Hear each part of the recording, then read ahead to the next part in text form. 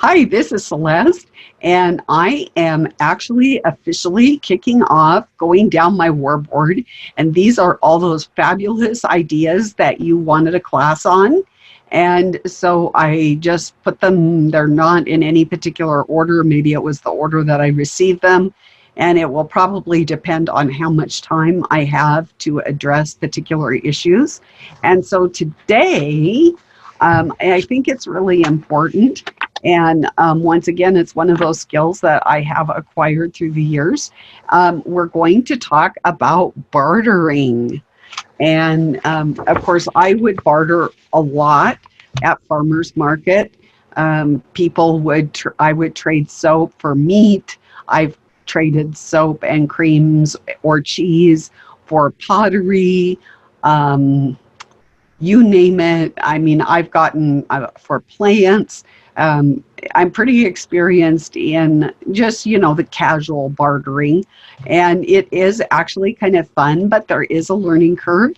So if you have an opportunity at a farmer's market, a flea market, or even within your own community, to go ahead and try and do some bartering.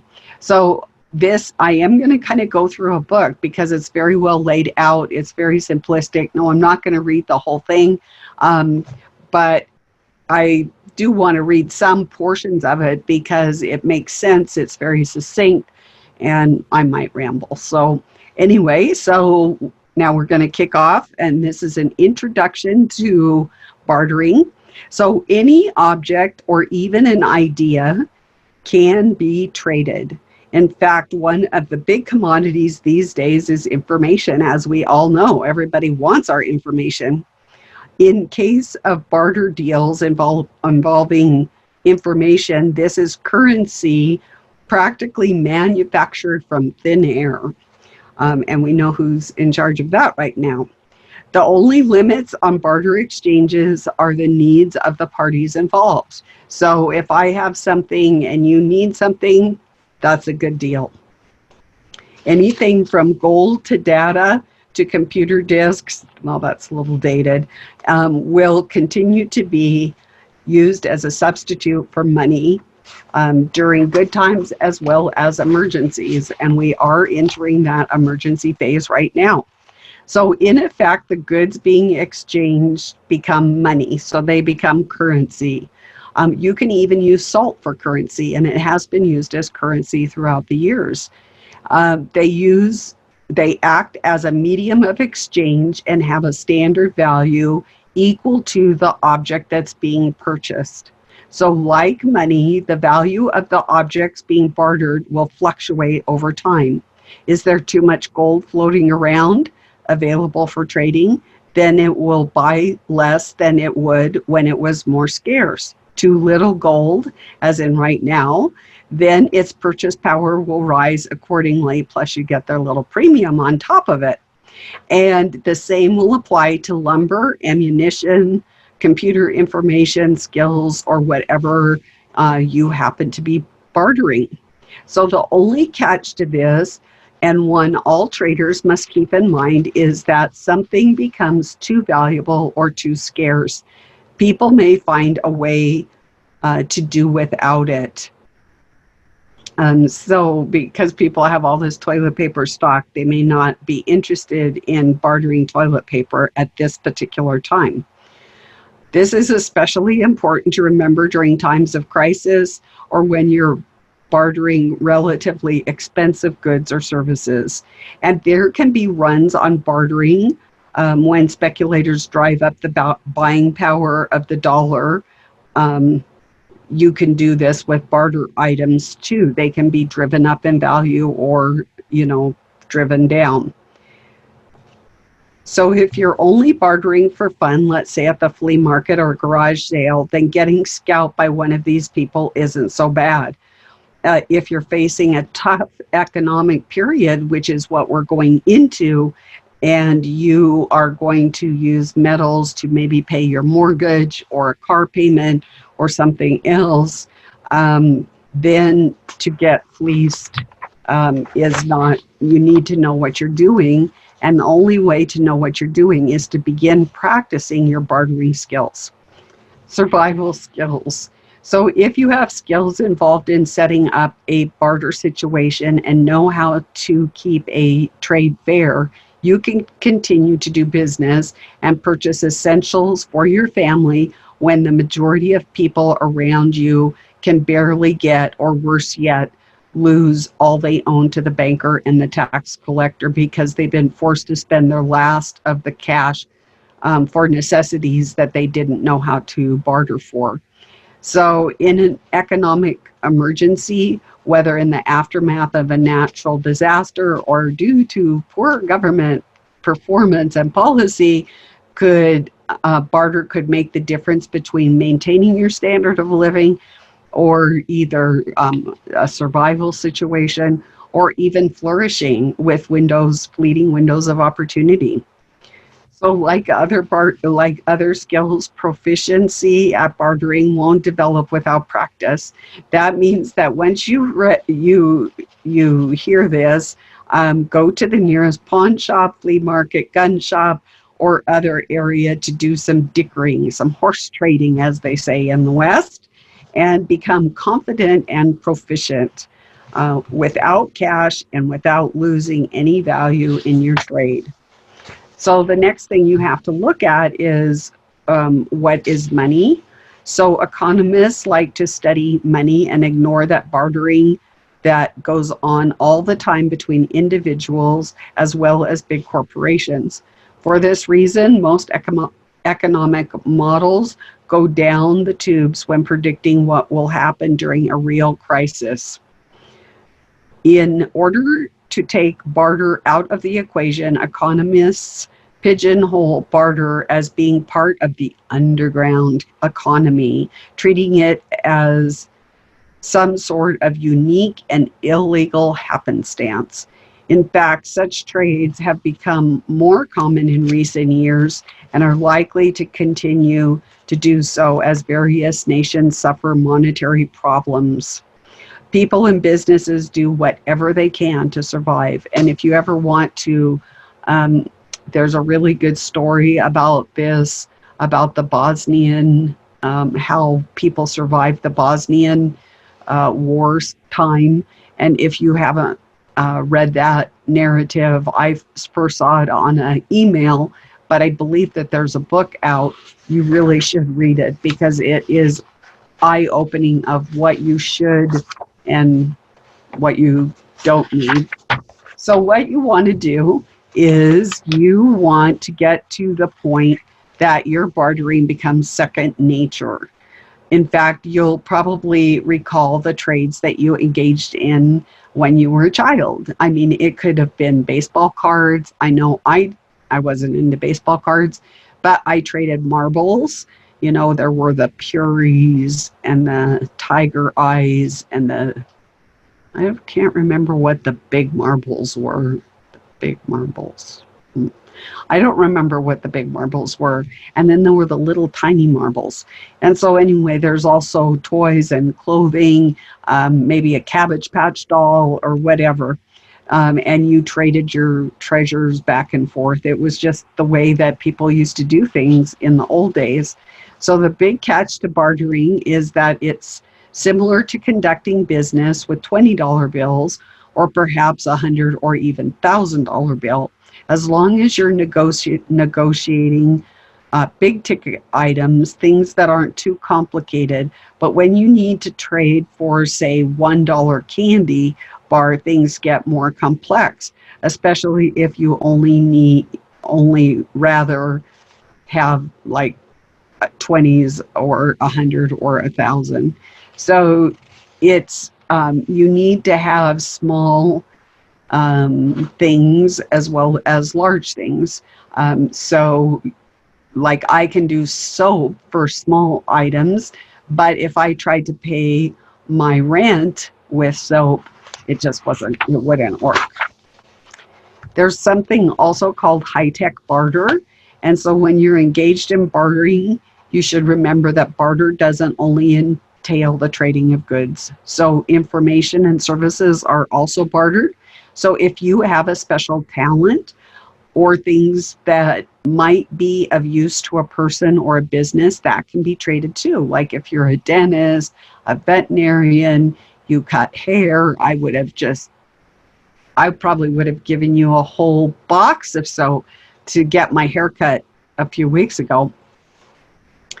The big plus of such barter items is that you can carry them around freely without fear of them being stolen by a thief or the draconian government. For this reason, it pays to hone in on skills that might be employed to barter for goods that you might need. The old saw about the doctor never starving is true. Anyone with a valuable or essential skill can always trade his services for necessities. So barter has another plus over money in that you can mix goods and services in order to get what you like, kind of a customized fit. For example, you need to trade for a milk cow or the services of a doctor. In such a case, you don't have to have just one thing to trade that's exactly worth the value of the service you need. Instead, you can trade a variety of objects. Maybe you have a bicycle that's not being used, a wheelbarrow, something like that. So making money, if you get into a barter money manufacturing business, be careful you don't invest too much time or money in the production of your product. And I can tell you this from personal experience. So 2 years ago, I made like 20 cases of salsa, all different kinds of salsa. I've got tropical salsa, I've got sweet salsa, medium salsa, hot salsa, jalapeno salsa, you name the salsa, I have it. And I did that because you can it the year before, and then you let it sit over the winter, and it just infuses all those flavors throughout the salsa. And that's what gives its wonderful flavor. Well, the next year came and the farmer's market said, oh, by the way, you can't sell canned food at the farmer's market anymore. And so now I've got all these cases of salsa. I mean, I will have salsa until the Lord comes back. Absolutely. So that was an instance where I invested a whole lot in my product, and basically I'm going to be the one using it and not selling it. And that's okay with me because food is one of those things. I love salsa, so it's not a big issue to me. But what if it was something that I don't normally have, or it was something that was very pricey? Now that would be a different story, and it would be very uncomfortable. So I'm just going to kind of leaf through because Phil Hunter had some really good ideas. So there are some items that you need to be cautious about. So governments really don't like people to barter, especially when it permits getting around their control and their revenue streams. And so you just kind of have to watch out for it. Currently, you're required to report barter on your tax forms. Now, I don't really know anybody that does that, but that's the law, the letter of the law. There are black markets, and of course, governments don't want barter economies since it limits their ability to make a profit by printing overvalued money, and also cuts into the government's ability to track taxes. Consequently, what happens is black markets spring up and people engage in quasi-legal trading, with barter being the medium of exchange, like for instance, silver or gold or currency, depending. And if you find yourself in a situation where emergency currency is being used, which we may find pretty soon, and it is created, probably the best strategy is to spend it quickly. So spend your cash quickly, though not recklessly, to save it for paying taxes and utility bills, and then switch over to barter for the other transactions.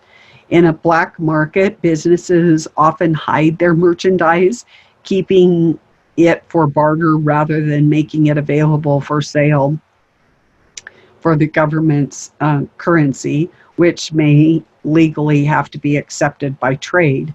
This is especially likely to happen when the government price controls are in place. And a good example of this is if you've ever watched the TV series Jericho.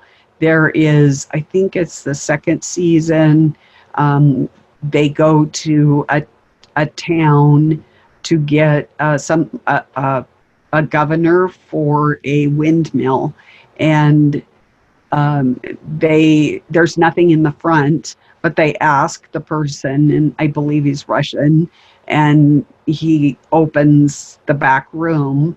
And so that is a good example. If you want to see the TV show Jericho, it goes into this whole black market situation. Another ploy used by merchants to keep goods available for black market trading is to raise the prices of goods to keep people from purchasing them. This works until government price controls go into effect. So true value, many barterers feel that trading actual commodities also puts the real value of goods into perspective. Barter reveals what something is worth in the terms of services or goods that you have to offer it. And that can make you a better shopper and also help save you what you really need if the price of something seems excessive to you. So like right now, I went down to the restaurant supply store on Monday to get my allotted meat, and they had this hamburger, and it had gone up like 65% in 3 weeks, and it was all fat. I mean, there was like no meat in it. It was just fat. I mean, there was a tiny, tiny bit of meat. I think it was like a 10-pound roll. And that was 65% higher than it was 3 weeks ago. And then it had meat in it. And this was just that. So for me, I mean, if I was in a barter situation, I would have just passed on it. I would have said, you know, that stuff's it's not worth it. And I didn't buy it either. There were other things that I could buy. So basically what you need is a strategy and a barter economy. Many of us don't think twice about wasting small sums of money, such as spending nickel and dime in, nickel and dime things, cappuccinos, whatever, coffees. But when we get into bartering, you know, you're trading physical good for physical good, and you think twice about it. So he suggests being prepared, that now is the time to learn to be self-sufficient, because during an economic emergency, whether you're talking about the loss of a job or a nationwide economic collapse or world collapse, then you'll not have free time to learn these really valuable skills. So recycling for your own benefit, and recycling is really a buzzword these days. Today's ecology movement has encouraged people to think of recycling as a form of sending what you don't need somewhere else. In fact, true recycling makes use of materials that you don't need for one purpose and employing them for another task for yourself. This is an important distinction that can put wealth into your pocket rather than the recycling company. And for it, so I can give one example, is that recently this week, I put how to make a pallet garden out of a used pallet. And one person had a very interesting take on that sometimes they're coated with dangerous chemicals that you would not want in your food. So you really need to know where that pallet came from, or at least do your homework, do your due diligence, so that you know if this pallet does have chemicals. If it's just flowers that you're not going to consume, then it's not a problem. But you can also make furniture out of pallets. We used pallets to make our compost pile. So there's lots of different things that you can use pallets for. Also like pens for animals. So lots of things you can do. So repairing things becomes, when they're broken, can be an important skill. If you know how to repair a watch, if you know how to repair shoes, if you know how to repair a fence, if you know how to repair greenhouses, give me a call. um, and so that just saves you time and money. Anything that you can repair yourself is money in the bank, and that you don't have to spend yourself. Maybe I should learn how to chainsaw some wood for winter in my spare time. So there's different types of barter, and one of them is the gift exchange, and it's the simplest mode of barter, and it's an exchange of gifts. In primitive culture, an exchange of gifts consisted of exchanging physical items. In advanced cultures, the exchange is more often services or information. Most likely, you engage in this type of barter now and you don't even realize it. So, gift exchanges are common between two barterers if they engage in trade on a regular basis and want to maintain their friendship. In such a case, the gift exchange smooths things out, even if the two didn't agree on a trade several days earlier. So that might mean that I have something and it didn't go well, but all's forgiven. You know, we just want to continue our gift exchange because it's mutually beneficial. Blatant gifts can become bribe-like in appearance and therefore offensive to some traders. For this reason, you need to exercise a little finesse in your gift exchange, trying to hurry things up with the gift. As with most attempts to hurry up any form of barter is a mistake. Care must also be taken to make sure that the gifts on both sides of the exchange are relatively equal. Giving a gift that is less valuable than the one that you will make makes you appear stingy and gets things off to a poor start. It's better to give a small gift that is better received than lose a potential gift situation. Failure to obey the rules in a gifted exchange will brand you as being rude and derail any chance of you bartering with that person in the future. Is also something called the two-trader deals. Another form of barter is a trade between two individuals. The two may know each other, but are often strangers to each other. This is similar to a gift exchange, but permits the traders to haggle about the price or even reject a proposed swap if it doesn't seem fair to both parties. Again, physical objects aren't the only thing that can be traded. Ideas, information, and services can also be exchanged. It's also possible to trade a number of items on either side of the bargain for a single item on the other side of the deal. For example, a person might want to trade a dozen eggs for a dozen books. Third-party arrangements. So this is a form of barter that comes very close to money. It employs the trading of promised services from one person to a third party uninvolved in the original trade. The doctor in the above example might not need to have any yard work done. In such case, his patient could write, "I promise to do 1 day's yard work to the bearer of this paper, signed Joe Smith." The doctor could then trade this promissory note to his grocer, who does need some yard work, for a bag of food.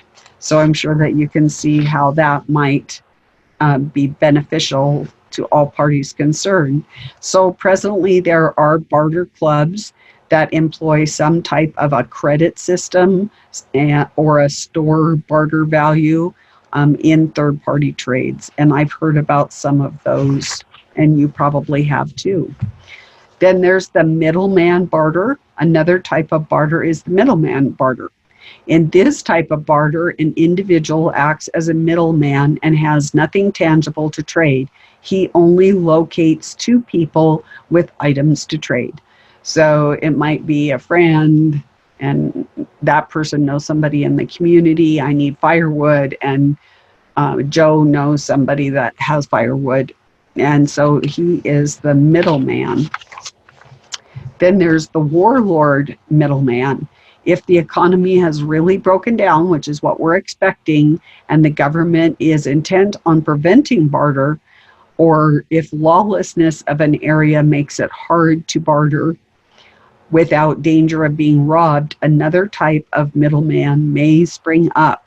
So we very well may see this. In this case, the middleman would furnish a safe place to conduct trades, sort of a speakeasy for barterers. He'd almost be the law unto himself, creating a small fiefdom within the area to be controlled. So basically, he is offering a safe haven for barter situations, although he does not engage in the bartering, he would be the protector. There is the reference middleman. Large trades with strangers can be facilitated more comfortably if one or both of those have references from someone that each side has traded with previously. Kind of like a resume or whatever. The person validating you or the stranger you're dealing with vouches for you, in effect putting his own reputation on the line in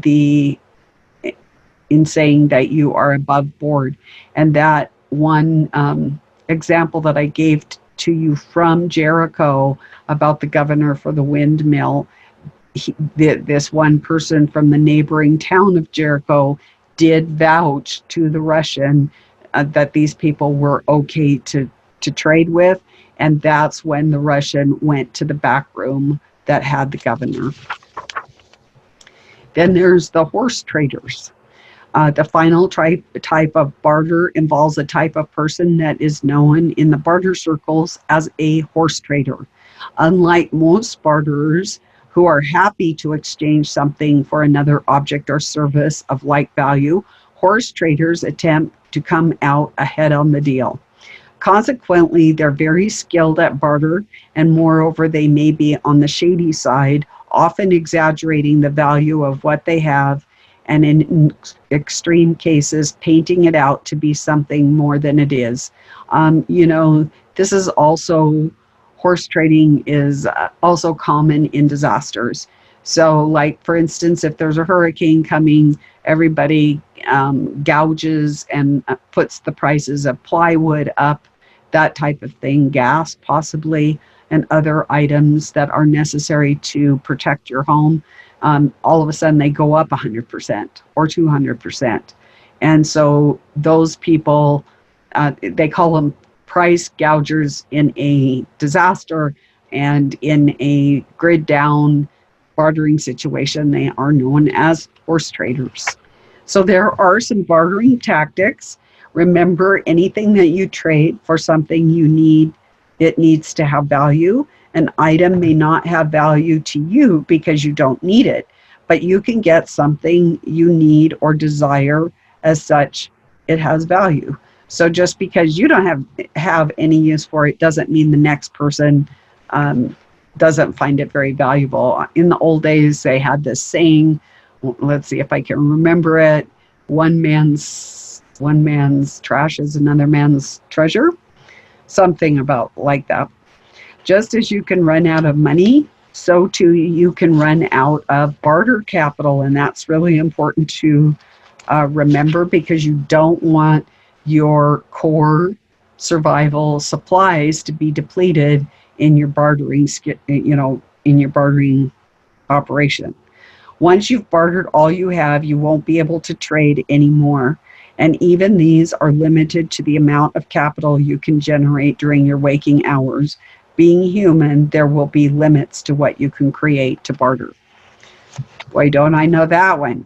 The secret is never barter out of desperation. To avoid this, never trade off all you have to barter, just as hopefully you wouldn't spend everything in your checking account or run up charges with your credit card to its credit limit.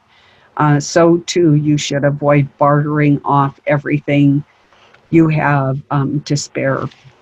Always put your best foot forward. When you're engaging in bartering, you need to put your best salesman hat on, and that's not one of my skills.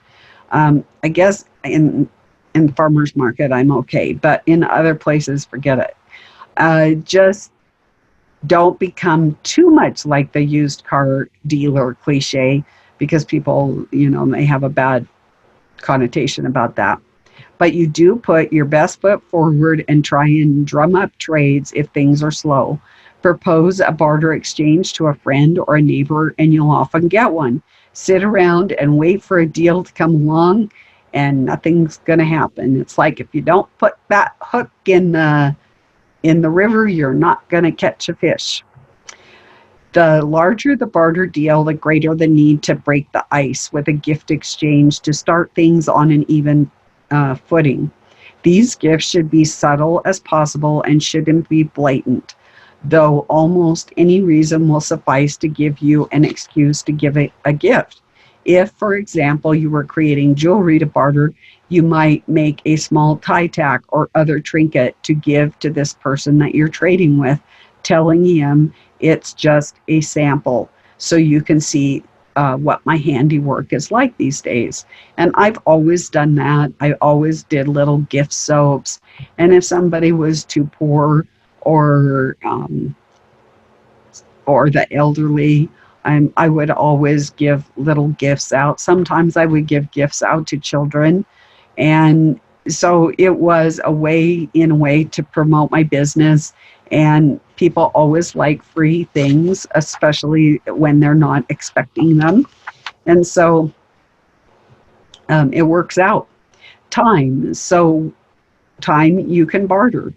When bartering, it's important to manage your time wisely, make smaller trades quickly, and spend more time dickering over the price with larger trades. The smaller the exchange, the less time that you should waste completing it. That means you should also learn to avoid dealing with people who drag out trades that you know will walk away if the trade is getting too complex or drawn out. Some people just don't, they don't have the time. And especially in a survival situation, people have little time to be dickering. Buyer beware. You should always be cautious when trading anything that might be dangerous if it malfunctions or if it might not be in working or prime condition. You should especially be wary of items that are counterfeited, medication, machinery, heating equipment, and the like should come from sources that you trust. Discovering that the penicillin that you bartered for is out of date or actually a vitamin tablet could prove to be a fatal mistake. Likewise, a defective heater that was too good to pass up might burn down your home. So those are just some, you really do have to be careful in some situations. There is a seasonal demand. I mean, even if you shop on Amazon right now, just try and get Presto logs, because I don't have anybody for kindling.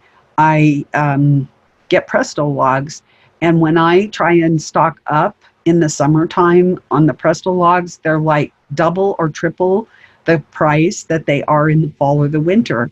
Now this year, I'm going to have to balance, will the supply chain be there in the fall for me to get the best deal, or is it better for me to pay the higher price now and like a bird in the hand? So these days, as we go into this emergency situation, is better to have tangible in your hand than something down the road, a promise, a maybe. It's just not going to work for you. Your life can depend on these different situations and certain products. Surplus versus desperation. Try to trade with people who have a surplus. Such people enter into barter agreements with a take it or leave it attitude that at first might appear to be to your disadvantage, but in reality, this state of mind puts less pressure on both sides of the barter. If the trade doesn't work out, you both quit and it's no big deal. It's true. It isn't true with people in need. The people who are the most pushy in bartering or who will try to jerk your chain emotionally are people who don't have very much to trade. Worse yet, there are those who have become desperate. If you want to engage in charity, that should be your choice. Don't position yourself in trade pressures that go against your will. And that's just a really good words of advice. Getting good deals. Being polite doesn't mean that you're going to get a good deal in your trades. One way to lever exchanges in your favor is to make it appear that the item is not all that useful to you. Savvy barterers always have a reason why they really don't need something all that much, but will trade for it anyway if the price is right. For example, if you need a coat and someone has presented an expensive fur coat, you might say, well, I truly don't need a fur coat, but I do need a coat. So if you don't mind cutting the deal that's competitive with a cloth coat, I guess we could make a deal. So that's just one way. Another way to argue for a lower price is to point out the apparent faults in what is being offered by your trade. But you really have to be careful, because if somebody has handcrafted something, there's that pride in craftsmanship, and you are actually insulting that person. So so many people would say that I should sell my soap, a 5-ounce bar of goat milk soap with essential oils, clays, beautifully artistically done, all real ingredients, no synthetics, and they wanted me to sell it for $1. I can't tell you how many people said that. And it really was an education process through the whole time that I sold at farmers market to show people that there was a difference between the soap that I make and the soap that they were getting from China, which isn't soap. It was a detergent, a toxic detergent. You need to assure yourself that you're getting something that's in good shape, as well as determine if there are any perceived faults. So do your homework. If it's a bicycle, check to see if the tires are working, if the brakes are working. You don't want something that is broken when you get out the door. If you discover anything odd or have doubts about the object, ask a few questions to find out more. I do this even on Amazon. I will look at the ratings, I'll look at the comments, and if my question isn't answered, I will contact the seller and ask questions. And that's the best way to keep yourself from having stuff that is so much of a headache anymore to return something. Bad tactics. Sometimes a pair of traders will work together, adopting a good cop, bad cop tactic. In such cases, one member of the team will find fault or suggest that the team is getting the bad end of the deal, and the other member will smooth things and try to appear as to helping out the person the pair is bartering with. This tactic will eventually be discovered and is most popular with the horse traders. Better off not adopting it and avoiding people who do. So there are some additional tricks with very large objects, livestock, and other heavy and awkward materials. Part of the deal that you can throw into your bargain is moving it to the new owner's property. That's always a good option. You can do counter offers. You can do dickering and haggling over the final trade. You just have to do that before the final, before you get your money out, or you might find that your money disappears. To boot, the negotiations near the end, often the final bargain is struck when one or both of the traders add something to the boot into the mix. This has the effect of making the final deal seem reasonable to the person making the proposal, something like seal the deal. So take your time. Stalling is a tactic that the most seasoned barterers employ. Being in a hurry becomes a weakness in such barters and will often cause the deal to fail or force the person in a hurry to lose out when he lowers the price to make the exchange go faster. So it is really always good to, you don't want that impulse buying. You you want to make sure that you really do need the item that you need. I mean, in this day and age, when each one of us may become a refugee, yes, we need critical survival skills, but do we need a bunch of stuff? No, we don't need a bunch of stuff. And actually, I need to get my rear outside and get rid of some of David's stuff that I will never use. Like, I don't know how many gas cans we have, but we have a lot of gas cans. So that's, and old radiators. So I have to get rid of that. I probably should save it to barter with, but I'm not going to, because I am a renter. And if I need to get out of here quickly, I don't want to have to worry about it, and I don't want to leave a mess. So there's price gouging, which we already talked about earlier, and that has to do with those horse traders. We've already talked about damaged goods. So you really need to inspect whatever you are bartering to make sure that it is whatever condition you want it to be. It might have some problems here and there, but you're able to fix it. But you know that going into it, it's not a surprise when you get home. Let's say it's a lawnmower, you get home, you put the gas in it, and you fire it up, and it's deader than a hammer. Doesn't work. So that's it. Once again, this was Phil Hunter's Bartering Secrets. I think this is from back in the 1990s. 1997 is when I got it, and it was from Wave Publications in Phoenix, Arizona. I have absolutely no idea if it's still available. It's Phil Hunter's Bartering Secrets. So if you wanted to get a copy, if not, I'm sure there are other bartering books out there. Once again, if you have questions, even though, don't overwhelm me, please.